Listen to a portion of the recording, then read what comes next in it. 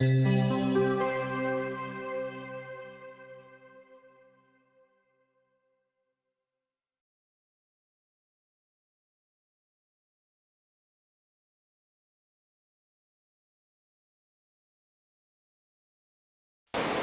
vamos continuar a falar sobre o que é a igreja.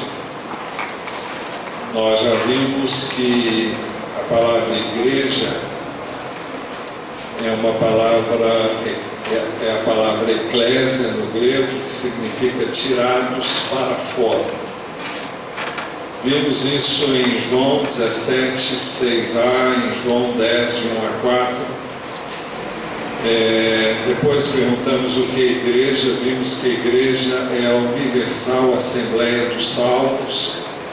Vimos isso em Hebreus 22, 12, 22 a 24.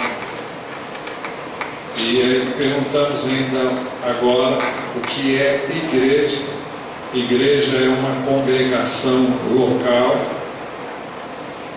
E os textos que nós vamos citar são ricos, muito ricos com relação à pessoa de Jesus. E foi com muita resistência interna que eu não vou lê-los um por um, porque senão nós não chegamos aonde estamos. Mas como exemplos de congregação local, nós temos a igreja de Éfeso, Apocalipse 2:1, onde diz: ao anjo da igreja em Éfeso escreva. Depois vai dizer quem é que está escrevendo, que não é outro senão o Senhor Jesus. Ele escreve depois a igreja em Pérgamo, ele escreve depois a igreja de Tiatira, depois ele escreve a igreja de Sardes, depois a igreja em Filadélfia, a igreja em Laodiceia.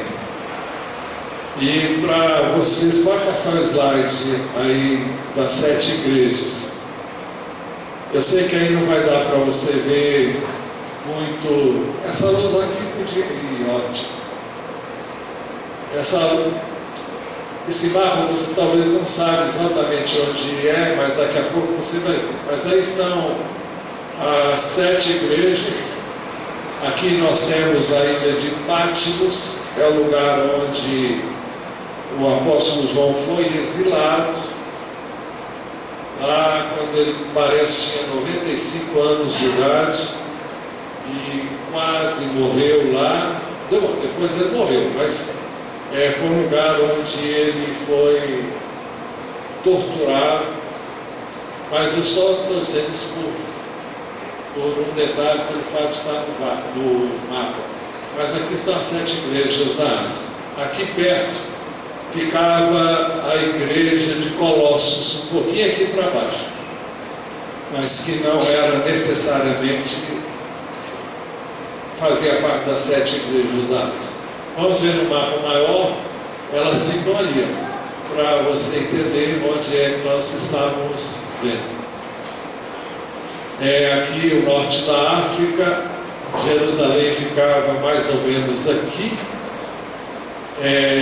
Um pouquinho abaixo onde a ilha de Chipre está apontando, mas mais para baixo um pouco, talvez aqui no biquinho de baixo.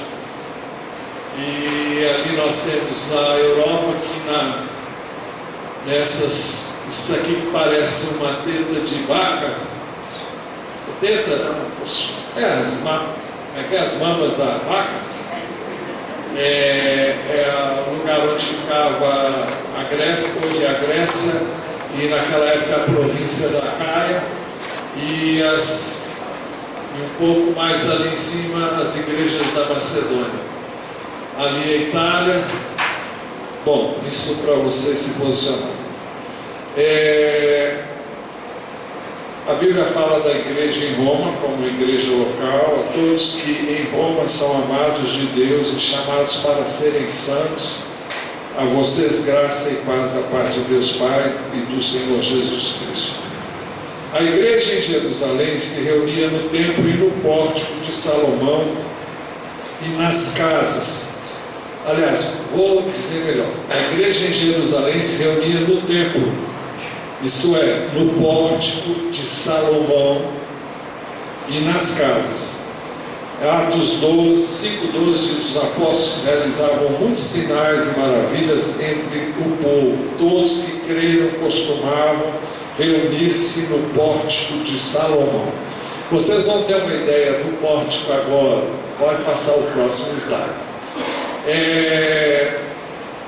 Seria mais ou menos aquele que vocês estão vendo lá atrás. Talvez não do jeito que está aqui, porque eram nas laterais, mas em toda a lateral do templo havia esses corredores. É como se fosse um corredor de hospital, um corredor de... qualquer corredor, onde tem várias colunas e do lado de lá uma parede. Tudo indica aí seria um muro. Mas tudo em volta, era nesse lugar que a igreja se reunia.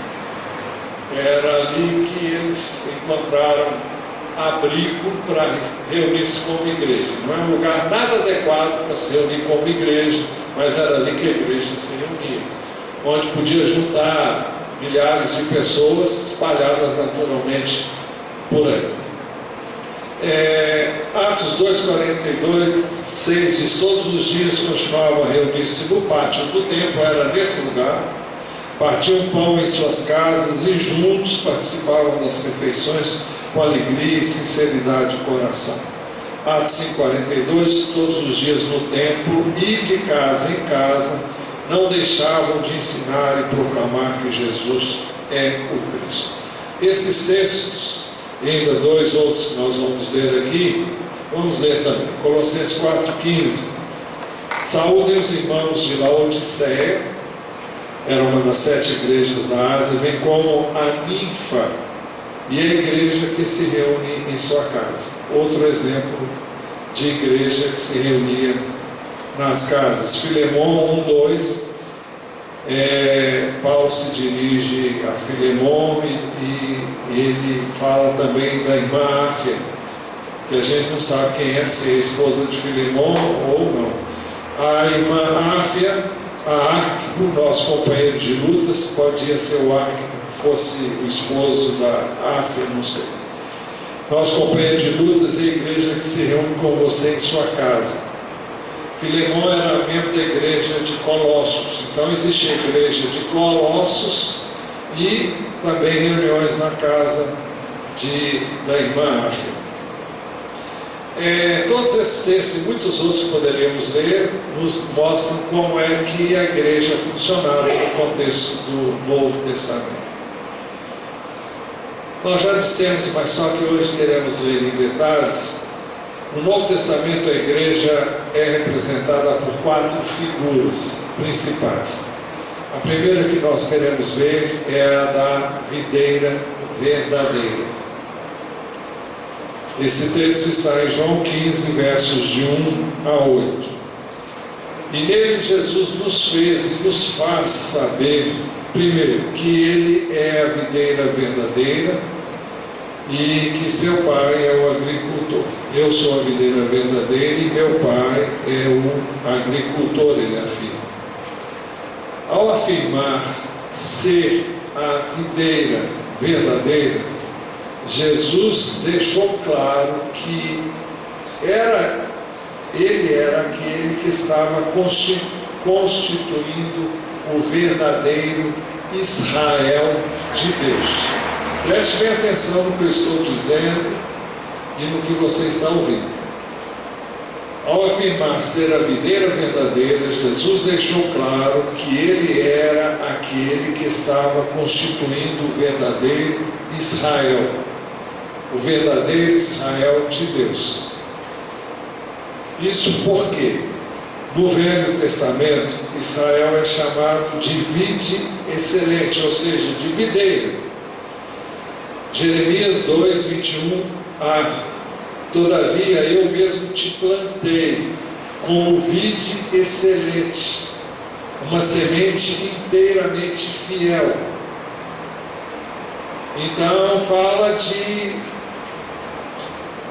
mostra Deus colocando Israel numa posição em que teve tudo para ser fiel Desde o seu nascedouro, tudo foi planejado para que ela agisse com fidelidade, né? Nós temos outros textos que falam sobre isso, mas não vamos nos deter nele. Vamos agora para Isaías 5:1a e 4, versos 4 e 7, onde Israel é chamado de vinha do Senhor. Cantarei para o meu amigo o seu cântico a respeito de sua vinha.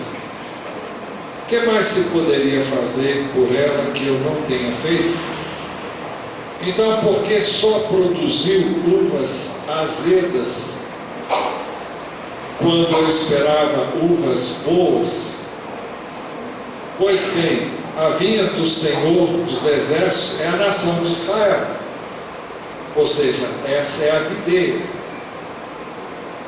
E os homens de Judá são a plantação que ele amava. Ele esperava justiça, mas houve derramamento de sangue. Esperava retidão, mas ouviu gritos de aflição. Então, dessa forma, nesses textos e muitos outros que são citados nas Escrituras do Velho Testamento, Deus revelou o seu desagrado porque a videira não produziu o esperado, ou seja, bons frutos. Por isso foi que Jesus disse que o reino de Deus, preste bem atenção, o reino de Deus que havia sido dado a Israel, como nação, como povo, separado para isso, Jesus disse que o reino de Deus seria tirado de Israel e dado a um povo que desse os frutos do reino. Então, o reino foi entregue a Israel, mas seria tirado de Israel e dado a um outro povo que produziria os frutos do reino. Portanto, eu lhes digo que o reino de Deus será tirado de vocês e será dado a um povo que dê os frutos do reino. Mas Jesus disse que Ele é a videira verdadeira. Eu sou a videira verdadeira. Então, isso significa que a videira verdadeira não era Israel. Também a igreja hoje não é a videira verdadeira. Israel falhou, perdeu a oportunidade. A igreja também falhará se não reconhecer que Jesus é a videira verdadeira. Então veja, Jesus disse que o reino seria tirado de Israel e dado a um outro povo. Esse outro povo não é outro senão a igreja do Senhor Jesus. Mas o que fica claro é que a videira verdadeira não é Israel e não será a igreja. Em última análise, será a igreja, mas não a igreja por si própria, como vamos ver. Por isso que ele enfatizou o fato. Bom, por isso não, por isso Jesus. Bom, a igreja vai falhar novamente se ela não reconhecer que Jesus é a videira. Israel tinha-se na conta de ser a vinha do Senhor. E o Senhor disse que ele não atendeu ao propósito de Deus. Não quer dizer que Deus errou, mas fala de Deus dando oportunidade para mostrar que não é por aí, para que as pessoas tenham oportunidade, como nós temos sempre oportunidade, e Deus mostra, olha, você não consegue. Então Jesus é a videira verdadeira. Ele disse, eu sou a videira verdadeira e o meu pai é o agricultor. Mas depois de dizer isso, Jesus nos fez saber em segundo lugar que todo ramo que estando nele não dá fruto, ele corta. O que eu quis enfatizar até aqui é que a videira, na realidade, é Jesus, não é a igreja. Trazendo isso para a figura do corpo de Cristo, pensando no corpo como um todo,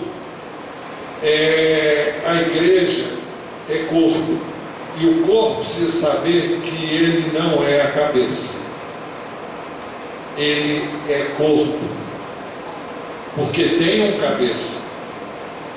E se nós não tivermos isso em mente, nós não vamos a lugar algum. O que o texto está dizendo é que Jesus é a videira, não somos nós a videira. Mas nós não somos parte da videira? Então vamos prestar atenção. Segundo, todo ramo que estando nele não dá fruto, ele corta. Todo ramo que estando em mim não dá fruto, ele corta. Isso foi profetizado em Isaías 5, 5 e 6. Pois eu lhes digo que vou fazer o que vou fazer com a minha vinha. Derrubarei a sua cerca para que ela seja transformada em pasto. Derrubarei o seu muro para que ela seja pisoteada. Farei dela um terreno baldio. Não será podada, nem capinada. Espinheiros e ervas daninhas crescerão nela. Também ordenarei as nuvens que não derramem chuva sobre ela. Por quê? O Senhor disse isso acerca da sua vinha, porque ela não produziu o fruto esperado. E Jesus diz: todo ramo que estando em mim não dá fruto, ele corta. Aí alguém pergunta: será? Então, isso significa que quando alguém é cortado é porque perdeu a salvação? O texto não se presta para isso, mas você vai entender isso melhor daqui a pouco.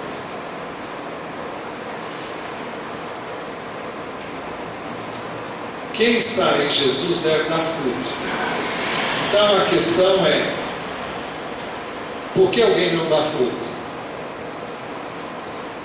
Será que esse alguém está realmente nele? Existem plantas que são plantas parasitas.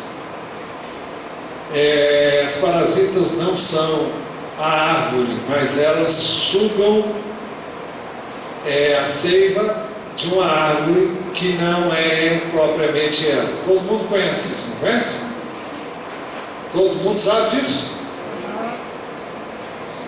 São plantas que se aproveitam de uma árvore e se agarram a ela e envolvem essa árvore e sugam a vida dessa árvore e se alimentam dessa árvore. Quantos aqui já viram isso? Tá. Se não, é uma coisa boa para você aprender e procurar saber. Bom, o fruto deve ser o mesmo da árvore. O fruto da parasita não é o mesmo da árvore. Ele está se alimentando da árvore, mas não produz o fruto que a árvore produz. O fruto deve ser o mesmo da árvore, deve ser o mesmo da videira. O fruto tem duas características. Uma, o fruto reproduz a vida da árvore, no caso, a videira verdadeira, que é Jesus. Então, se nós estamos em Jesus, nós devemos produzir a vida de Jesus, nada mais, nada menos. Outra, o fruto multiplica a vida da árvore, não é a vida do fruto, é a vida... Aí fica confuso, né? O fruto não multiplica a vida dele, mas a vida da árvore, a natureza da árvore, aquilo que é a árvore. O fruto é a árvore, mas o que nós não podemos confundir é o ramo com o fruto. O fruto não é do ramo, o fruto é da árvore. Mas não é o fruto não sai através do ramo, sai, mas a glória não está no ramo, mas na árvore. A videira se multiplica então através da semente do fruto da videira. Então, fruto da videira vai produzir fruto da videira. A vida de Jesus se reproduz em nós por meio do testemunho pessoal que eu e você damos. E dar testemunho pessoal equivalente à vida de Jesus não era o caso dele, mas é o nosso caso. Quando eu não der o fruto, eu tenho um caminho. É dizer, olha, perdão fulano, perdão vocês que estão me ouvindo, eu falhei, eu pequei, eu não dei o fruto que devia dar. Dessa forma você está reconhecendo que é um fruto e sabe o que tem que fazer. Dessa forma Deus é glorificado, não porque você errou, mas porque você reconheceu que você não está fazendo o que tem que fazer. E aí você não dá um testemunho tão pior como seria se você continuasse persistindo, fazendo o errado e dizendo que você está na videira, que você está envolvido. Não, você está na videira, mas está pisando na bola, está errando, e se não consertar vai ser cortado.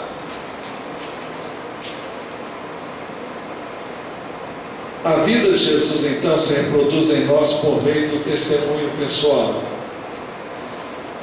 da evangelização, mas o fruto também alimenta, ele produz em nós vitalidade e vida na sua essência, é o que nos possibilita continuar vivendo não fisicamente, mas vivendo espiritualmente, recebendo força, ânimo, poder, unção, graça, sabedoria, entendimento, discernimento, fruto do Espírito.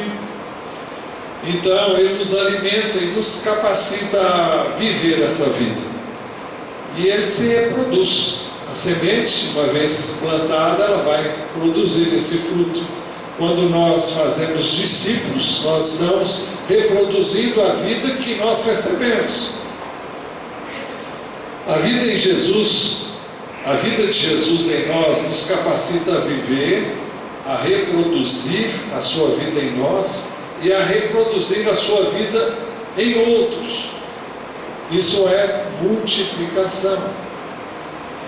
Por isso João 15:2, ele diz: todo ramo que estando em mim não dá fruto, ele corta. Porque se tem como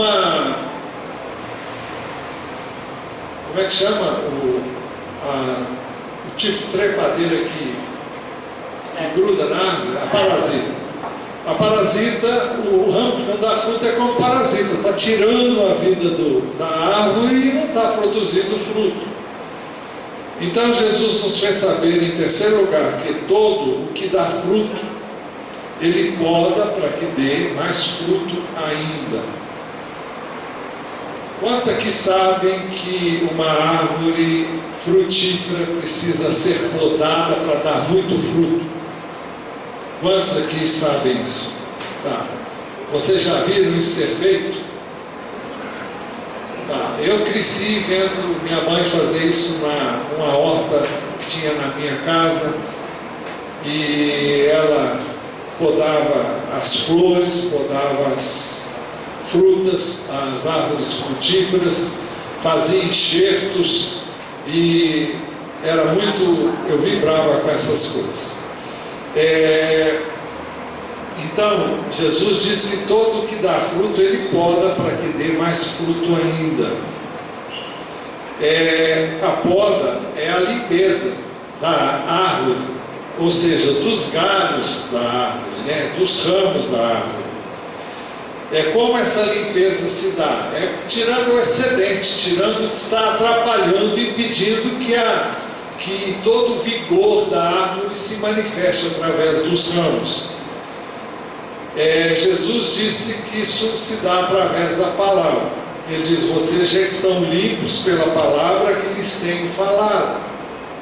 Então esse é o método de Deus limpar o ramo, os ramos que somos nós, é através da palavra. Nós temos que entender que ele está falando de uma árvore que simboliza uma realidade espiritual. Para que nós sejamos limpos, nós precisamos ouvir a palavra. E a palavra é que vai tirando a sujeira, o pecado e todas as coisas que vão se acumulando e que precisam ser limpas. No caso da árvore, ela precisa ser podada. Quando os galhos são podados, os ramos são podados, o vigor vem com toda exuberância e a árvore ganha, e os ramos ganham vida nova. Porque o peso é tirado. Nós temos outras figuras na Bíblia que falam sobre isso. Por exemplo, uma delas está em Hebreus capítulo 12. É uma figura que não é da árvore, mas fala da necessidade dessa limpeza.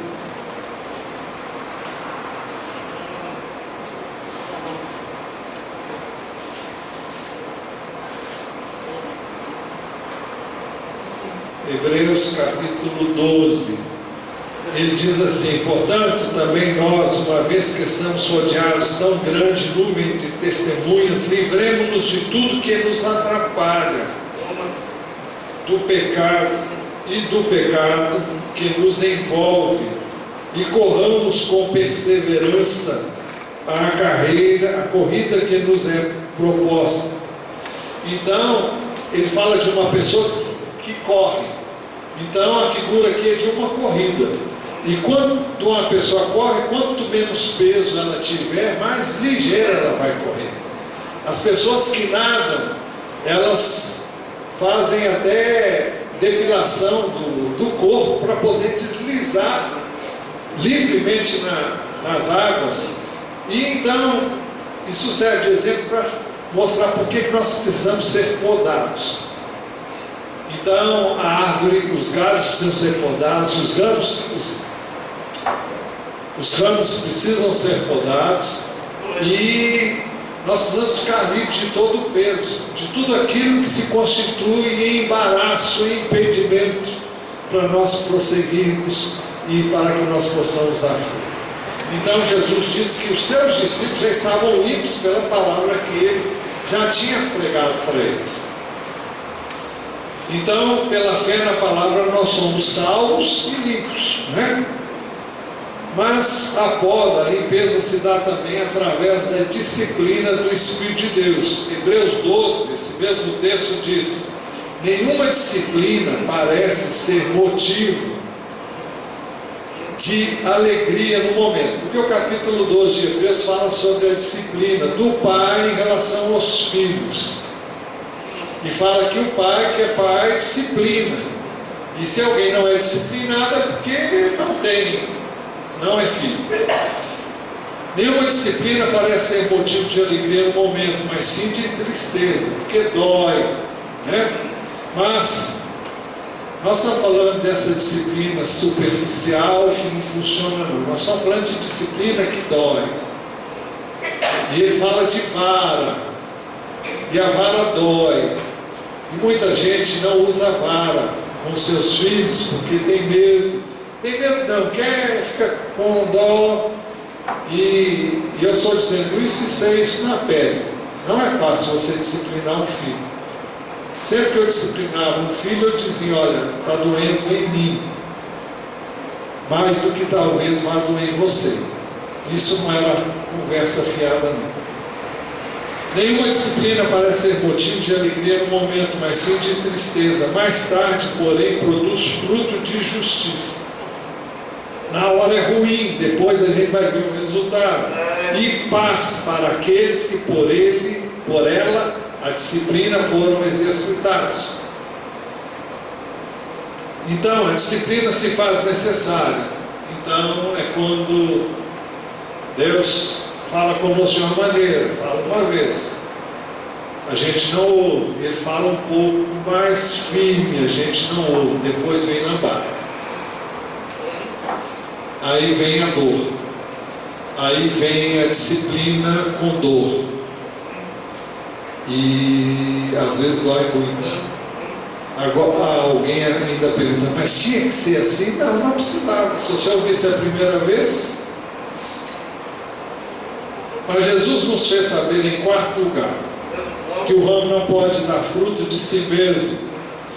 Não pode dar fruto por si mesmo. Para dar fruto, o ramo precisa permanecer na videira. Parece óbvio, e é de fato. Permaneçam em mim, eu permanecerei em vocês. Nenhum ramo pode dar fruto por si mesmo, se não permanecer na videira. Vocês também não podem dar fruto, se não permanecerem em mim.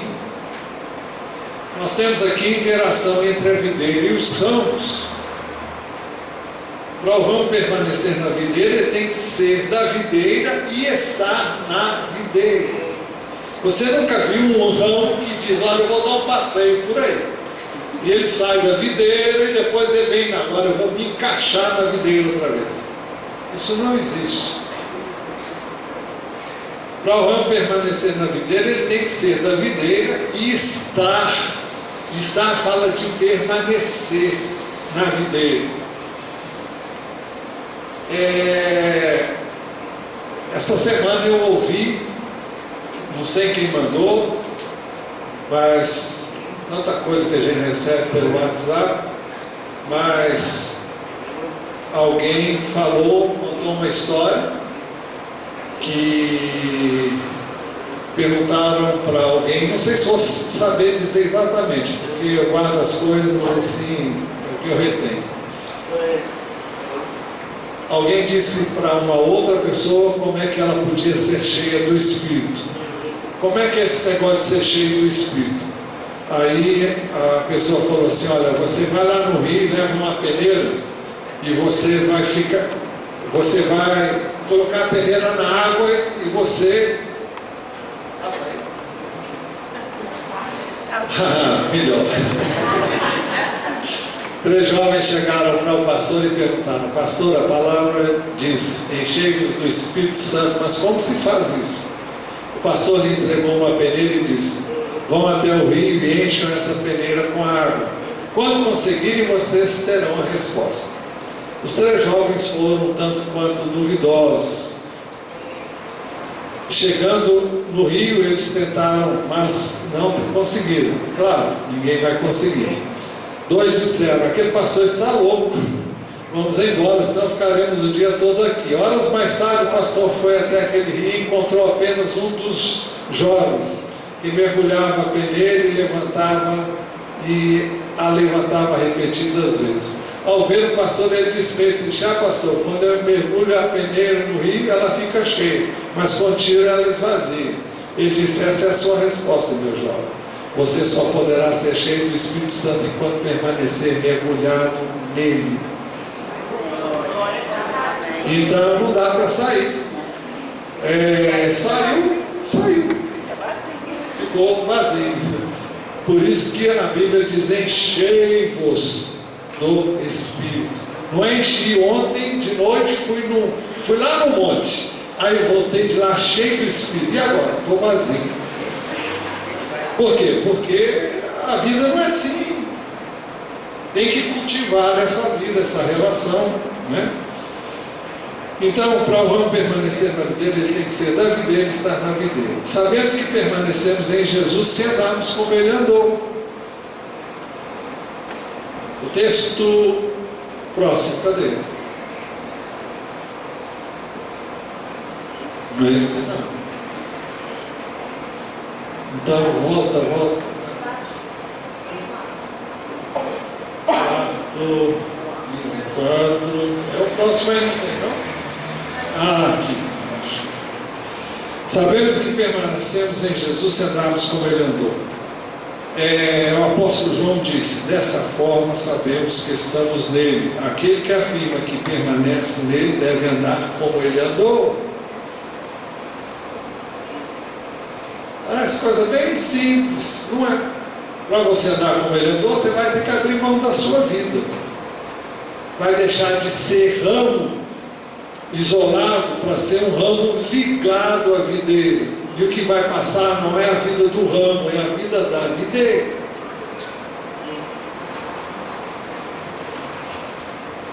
Dessa forma sabemos que estamos nele. Aquele que afirma que permanece nele deve andar como ele andou.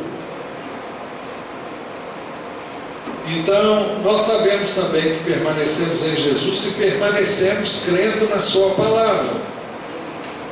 João 8,31, Jesus disse aos judeus que haviam crido nele: se vocês permanecerem firmes na minha palavra, verdadeiramente serão meus discípulos. Parece uma coisa também simples, mas não é. As pessoas hoje leem a Bíblia e dizem: olha, não é bem assim que está dizendo. Olha, a Bíblia diz o que ela está dizendo, nem mais, nem menos. Não vai dizer que os tempos mudaram, a Bíblia não muda. A Bíblia diz que vai passar o céu e a terra, mas as minhas palavras não passarão. Então a Bíblia não muda, a Bíblia é a mesma. E por isso Jesus disse: olha, se vocês permanecerem crendo, vocês serão meus discípulos. Senão vocês não são meus discípulos. Então é preciso que nós permaneçamos na palavra. Por isso que ele diz Jesus aos judeus que haviam crido nele: se vocês permanecerem firmes na minha palavra, verdadeiramente serão meus discípulos.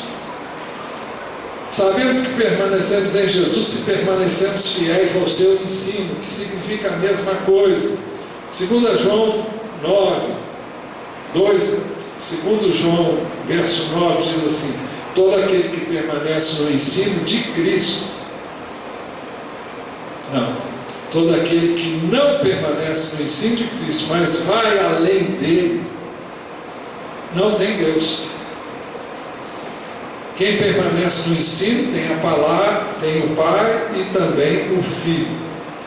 Então não é nem para ficar aquém nem além, é ficar na palavra. Então eu não tenho que ir além nem ficar aquém, eu não tenho que inventar, eu não tenho que dizer isso não é bem assim, eu não tenho que me ajustar ou tentar ajustar a palavra ao meu modo de vida. Isso não existe. Ou é ou não é.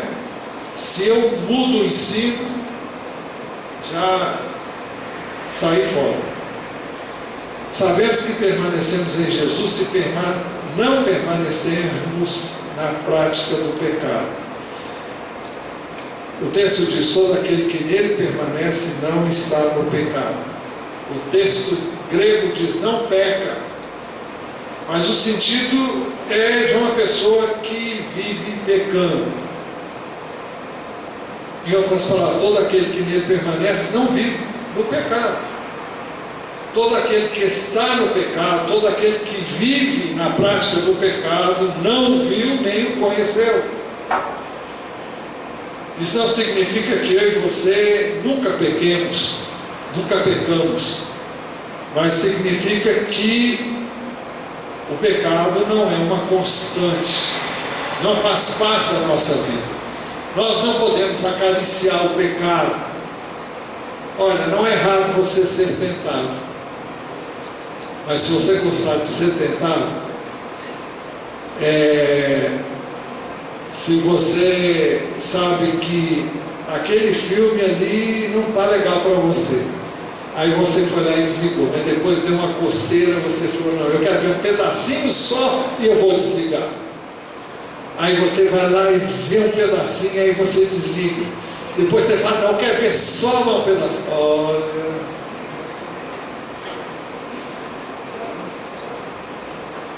isso, se você brinca com o pecado te pega. A Bíblia diz que o pecado se vale até da lei de Deus, do mandamento de Deus, para te enrolar e te levar a pecar. Porque basta a lei dizer não pode para você sentir o desejo de fazer. Então não brinque com o pecado, porque o pecado é mau. A Bíblia fala da malignidade do pecado. para que ele se mostrasse sobremodo maligno, foi que Deus permitiu que nós víssemos que ele é capaz de valer-se de um mandamento de Deus para levar você a pecar. Mas se permanecermos em Jesus, ele permanecerá em nós.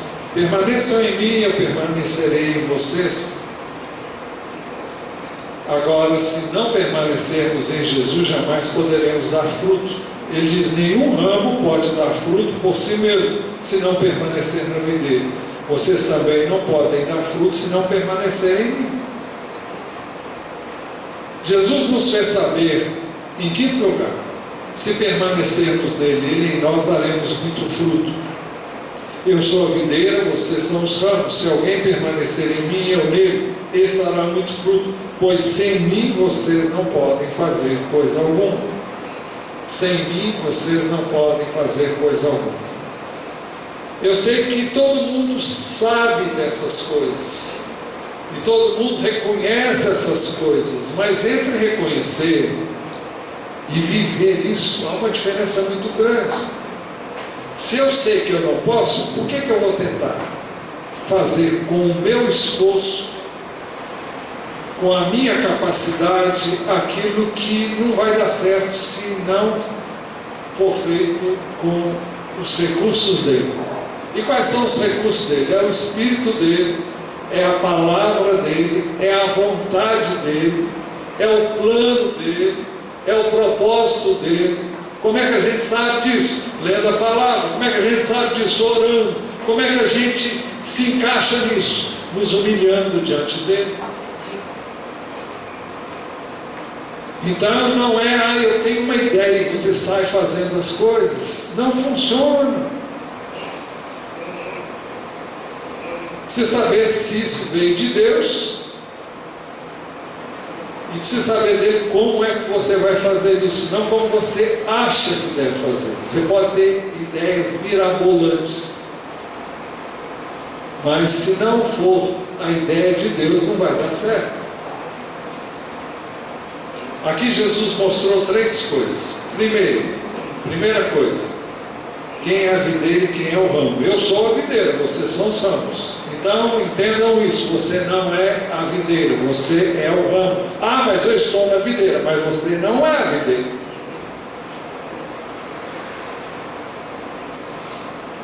Segunda coisa, a importância de permanecermos nele e ele em nós para darmos muito fruto. Se alguém permanecer em mim e eu nele, esse dará muito fruto. Então fala de uma interdependência, ou de uma dependência total. Não é uma interdependência, é uma dependência do ramo da videira. É preciso estar conectado. Hoje fala muito em conexão, mas a nossa conexão deve ser com ele, devemos estar conectados nele. Tem muita gente que passa horas conectado, mas não se conecta com ele. Não busca, não ora, não procura saber o que ele diz através da sua palavra, não se submete, não obedece, então não está conectado. Você está lá, é um galho, está quase secando, e se secar. Terceiro coisa, a importância de permanecermos nele, pois sem ele não podemos fazer coisa alguma. Pois sem mim vocês não podem fazer coisa alguma. Então não tentem fazer na força da carne, na força da mente.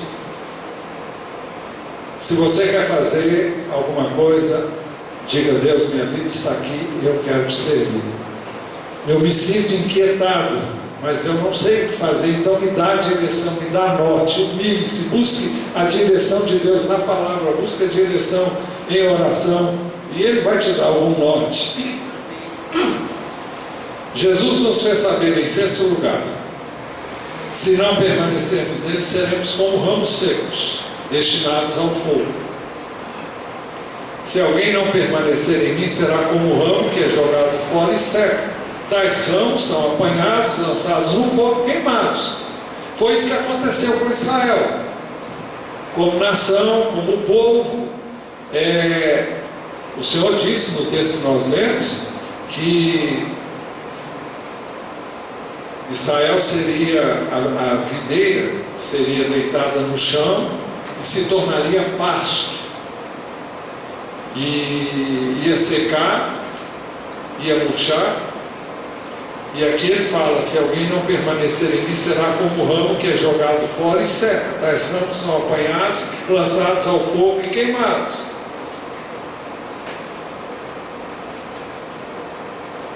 Ele disse no início: todo ramo que estando em mim não dá fruto, ele corta. O ramo que não dá fruto será cortado. Pode passar aí o próximo. Em 15:2. E o ramo será cortado, e o ramo cortado será queimado no fogo. Se alguém não permanecer em mim, será como o ramo que é jogado fora e seca. Tais ramos são apanhados, lançados ao fogo e queimados. O que significa isso? É fogo do inferno mesmo.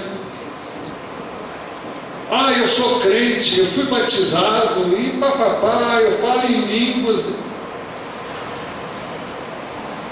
Eu não sei não. Tem muita língua que realmente é muito estranha.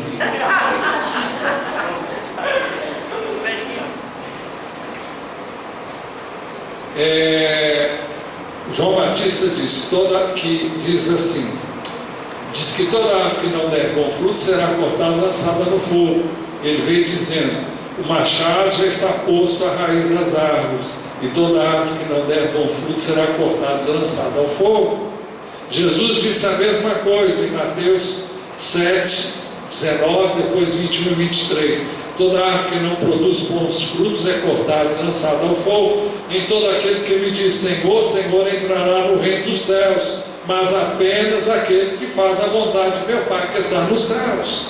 Muitos me dirão naquele dia: Senhor, Senhor, não profetizamos em teu nome? Em teu nome não expulsamos demônios e não realizamos muitos milagres? Então lhes direi claramente: nunca os conheci. Afastem-se de mim, vocês que praticam o mal. Então não dá, não existe ser meio crente, estar meio na igreja. Olha, ou você é ou não é. A igreja de Laodiceia diz: porque você não é frio nem quente, eu estou a ponto de vomitar da minha boca, te vomitar da minha boca. Palavras de Jesus. A igreja de Laodiceia. Olha, se posicione, tome tenência, escolha o que você quer. No meio do caminho não vai dar para ficar. Eu não aceito isso. Isso não tem coerência. Jesus disse que a planta que o Pai não plantou será arrancada pelas raízes. Agora eu acho que eu explico para você o que você terá perguntado inicialmente. Será que alguém pode perder a salvação? Não, porque foi uma planta que não foi Deus que plantou. Está lá, no meio, mas não é. Jesus diz: toda planta que meu Pai Celestial não plantou será arrancada pelas raízes. Tem muita erva daninha, tem muito joio. Então você tem que ver o que você é. Se você é trigo ou se você é joio. Não dá para ficar brincando de igreja, não. Jesus nos fez saber em sétimo e último lugar. Não, acho que ainda tem 8. Não, é isso mesmo. Se permanecermos nele e as suas palavras permanecerem em nós, teremos fé para pedir o que quisermos. Se vocês permanecerem em mim, minhas palavras permanecerem em vocês, pedirão o que quiserem e lhes será concedido. Isso implica em ter fé. A fé vem pelo ouvir e ouvir da palavra de Deus. A fé vem pela comunhão com Ele, através da oração, vem pelo relacionamento com Ele. Se a palavra dele está em nós, se o Espírito dele vive em nós, há uma interação, há uma relação verdadeira, nós vamos pedir a Deus aquilo que Ele coloca no nosso coração. Não vai ser ideia minha, não vai ser a minha oração não será aquilo que eu quero, do jeito que eu quero, mas será o que Deus quer, do jeito que Ele quer. É Ele que vai me ensinar a orar, me guiar na oração. O Salmo 37:4 diz assim: deleite-se no Senhor, e Ele atenderá aos desejos do seu coração. Por quê? Se você se deleita nele, a sua vontade não será a sua, mas a dele. Você não se deleita em você, você se deleita nele. Ele é o seu deleite, Ele é a sua alegria, Ele é a sua força, Ele é o seu prazer. Nós acabamos de cantar aqui que Ele é o centro, não foi? No início. Se Ele é o centro, a minha vida deve girar em torno dEle, não Ele em torno da minha vida. Tem gente que acha que Jesus tem que atender todos os seus anseios. Sim, se esses anseios estiverem alinhados com os anseios dele. Mas se não, você é servo, ele é Senhor. Ele é a videira, nós somos os ramos. Dentro desse contexto, João disse assim, 1 João 5,14 é o próximo. Essa é a confiança que temos ao nos aproximarmos de Deus. Se pedirmos alguma coisa de acordo com a vontade de Deus, Ele nos ouvirá. E sabemos que se Ele nos ouve em tudo que pedimos, sabemos que temos o que dele pedimos. A questão chave da oração é nós pedirmos aquilo que Deus quer.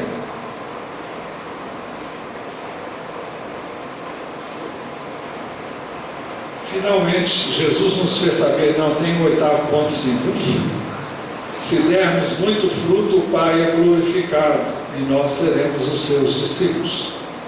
Meu Pai é glorificado pelo fato de vocês darem muito fruto, e assim serão meus discípulos. Damos muito fruto quando a vida de Jesus é reproduzida em nós. Quando a vida de Jesus passa por nós, que somos ramos, e se manifesta na vida de outras pessoas, se manifesta para outras pessoas, ou então quando a vida de Jesus é reproduzida em outros através de nós, quando nós levamos pessoas a Jesus. Damos fruto quando ouvimos a palavra e a entendemos e a partilhamos com outras pessoas. Jesus disse, falando dos 4 tipos de solos, Ele diz assim: finalmente o que foi semeado em boa terra é o nosso coração. Este é aquele que ouve a palavra e a entende e dá uma colheita de 100, 60 e 30 por um. É uma outra figura, mas fala em dar fruto. Agora eu concluo. Vale a pena então lembrar, mais uma vez, que sem Jesus não podemos fazer nada. Eu sei que é o óbvio, e eu estou falando do óbvio, mas existe muitas vezes uma distância tão grande entre o óbvio e aquilo que é feito, e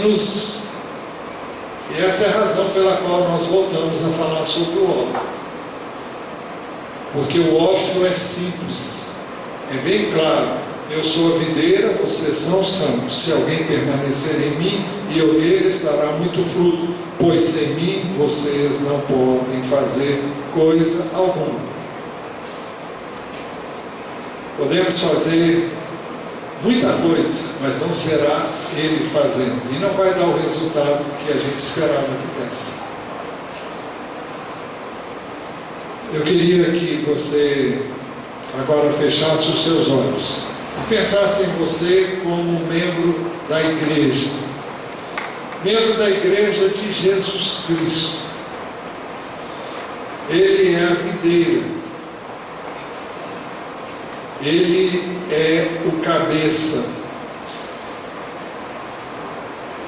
Nós somos os ramos, nós somos os membros desse corpo. Estamos realmente alinhados com a cabeça, estamos realmente alinhados com a videira, estamos realmente alinhados com a palavra, tememos a sua palavra, honramos a palavra dele, realmente nos deleitamos nele ou queremos ser deleitados, fazendo a nossa própria vontade.